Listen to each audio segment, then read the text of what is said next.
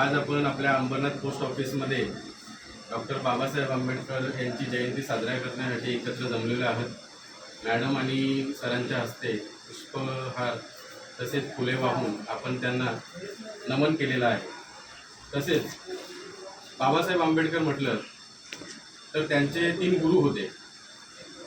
3 गुरूंपैकी पहिले म्हणजे भगवान बुद्ध, संत कबीर आणि महात्मा फुले यांना ते आपल्या गुरुस्थानी मानत असत। तर त्यातले जे महात्मा फुले आहेत हे जवळच्या कालखंडातील आहेत आपल्या, आणि त्यांच्या कार्यापासून ते खूप इन्स्पायर झाले होते। 11 एप्रिलला त्यांची जयंती असते, त्याच्यामुळे बहुतांश ठिकाणी संयुक्त जयंती महोत्सव हा साजरा केला जातो।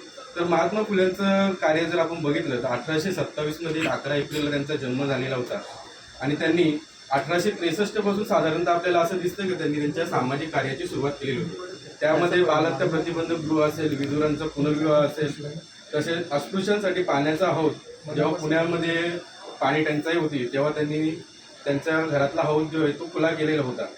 तसेच त्यांनी सत्यशोधक समाजाची स्थापना केली, आणि आपल्याला सर्वांना माहितीच आहे की रायगडावर ते गेले 3-4 दिवस त्यांनी शिवाजी महाराजांच्या समाधीचा शोध घेतला, आणि त्यानंतर त्यांनी पुण्यात शिवजयंतीची खरी सुरुवात ही महात्मा फुले यांनी 1868 मध्ये सुरुवात केली होती।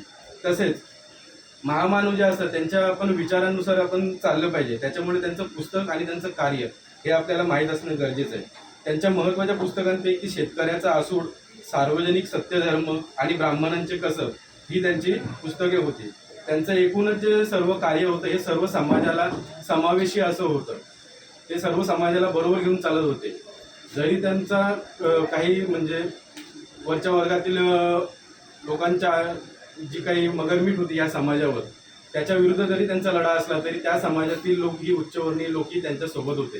तसेच उस्मान शेख आणि फातिमा बीबी हे जेव्हा त्यांना घराच्या बाहेर काढलं गेलं का बाबा तू म्हणजे एक विरोध असतो, आणि ते बंडखोर व्यक्तिमत्व होतं, त्याच्यामुळे त्यांच्या वडिलांनी त्यांना सांगितलं बाबा तू वेगळा राहा। परंतु त्यांच्या उस्मान शेख आणि फातिमा बीबी यांच्या घरी ते राहिले, आणि सावित्रीमाईंच्या बरोबर त्यांनी कार्य केलं फातिमा बीबींनी। तर ते पहिल्या मुस्लिम शिक्षिका त्या आहेत। तर अशा तऱ्हेने महात्मा फुलेंचं जे एकूणच कार्य होतं त्याचा गाजावाजा बराचसा झालेला होता। त्यांचा आणखी एक महत्त्वाचा पैलू म्हणजे ते उद्योजक सुद्धा होते। सर्वात श्रीमंत असे त्या काळचे ते व्यक्ती होते। पुण्याचे कमिशनर सुद्धा ते राहिलेले आहेत, आणि आपण खऱ्या अर्थाने महापुरुषांना एखाद्या जातीमध्ये एखाद्या धर्मामध्ये कोंडून ठेवलं नाही पाहिजे। तर ते लोक खूप विश्वविचारांचे असतात। त्यांनी आणखीन एक जे काम केलेलं होतं ते शिवाजी महाराजांचं त्यांनी पोवाडा रचलेला होता। जसा शिवाजी महाराजांवरती रचला होता तसंच त्यांनी मोहम्मद पैगंबर यांच्यावर सुद्धा पोवाडा रचला होता, आणि त्यांचं जे कार्य होतं बंडखोरीचं कार्य महापुरुषांचं त्याच्यापासून ते इन्स्पायर झाले होते। आणि ह्या सर्व कार्य बघून मुंबईतल्या कोळीवाड्यात त्यांना बोलावलं गेलं, आणि 1888 साली राव बहादूर विठ्ठलराव वंडेकर यांच्या हस्ते त्यांना महात्मा ही पदवी देण्यात आली। तसेच आज आपण ज्यांच्या जयंतीसाठी आहोत आणि जे त्यांचे शिष्य आहेत महात्मा फुलेंचे ते बाबासाहेब आंबेडकर, यांचा जन्म आपल्याला सर्वांना माहिती आहे महूमध्ये झाला होता। त्यांचे वडील रामजी सकपाळ हे ब्रिटिशांच्या आर्मीमध्ये सुभेदार या पदावर होते, आणि ते त्यांच्या घरातले बहुतांश 14वे अपत्य होते। त्यांनी त्यांचं प्रायमरी शिक्षण साताऱ्याला झालं, पुढं मुंबई युनिव्हर्सिटीमध्ये जे शिकले ते आपल्यासाठी अभिमानाची गोष्ट आहे का इथे जे आपण लोक हे मुंबई युनिव्हर्सिटीचेच विद्यार्थी आहोत। आणि पुढे जाऊन त्यांनी कोलंबियाला, लंडनला इथे त्यांनी पदव्या हासिल केल्या। त्यांची सर्वोच्च पदवी ही डिलीट ही पदवी आहे जी त्यांना उस्मानिया युनिव्हर्सिटीने दिली। पुढे जाऊन जेव्हा निजामाला कळलं की हे खूपच अतिशय ज्ञानी व्यक्ती आहे, तर त्यांना चीफ जस्टिस बनवण्याचा त्यांनी प्रस्ताव ठेवलेला होता आंबेडकरांसमोर। तसेच मिलिंद युनिव्हर्सिटीची जेव्हा स्थापना केली तेव्हा हैदराबादच्या निजामाने त्यांना 54 एकर जागा त्या मिलिंद विद्यापीठाच्या कार्यासाठी दिलेली होती। बाबासाहेब आंबेडकरांना फक्त आपण संविधानकर्ते म्हणून जाणतो किंवा दलितांचे कैवारी म्हणून जाणतो, परंतु त्यांचं कार्य हे एखाद्या युगपुरुषासारखं आहे, आणि त्यांना विश्वरत्न म्हणून समजलं जातं। ते संविधानकर्ते होते, राजकीय नेते होते, कायदेतज्ञ होते, तत्वज्ञानी होते, मानववंशशास्त्रज्ञ होते, इतिहासकार, वक्ते, लेखक, संपादक, अर्थतज्ञही होते।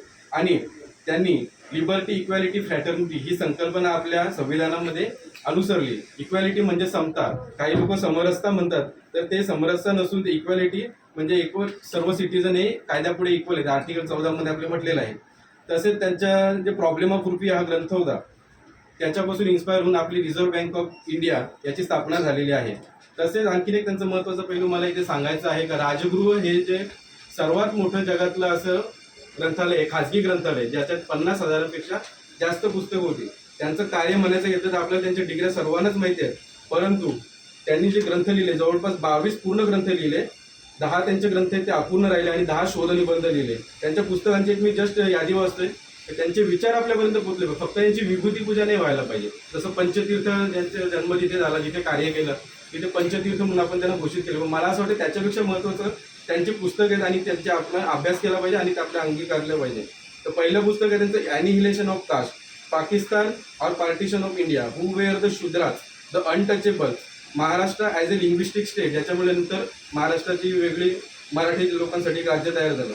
Buddha and his Dhamma, riddles in Hinduism, what Brahmins have done to the Hindus, revolution and counter revolution, ज्याला क्रांती आणि प्रतिक्रांती म्हणतात, आणि बुद्धा आणि कार्ल मार्क्स यांची त्यांनी तुलना केलेली आहे त्या ग्रंथामध्ये. तसेच महाराष्ट्र गव्हर्नमेंटच्या शिक्षण विभागाने Babasaheb Ambedkar writings and speeches हे इंग्लिशमध्ये 22 खंडांचं पुस्तक निर्मिती केलेली आहे.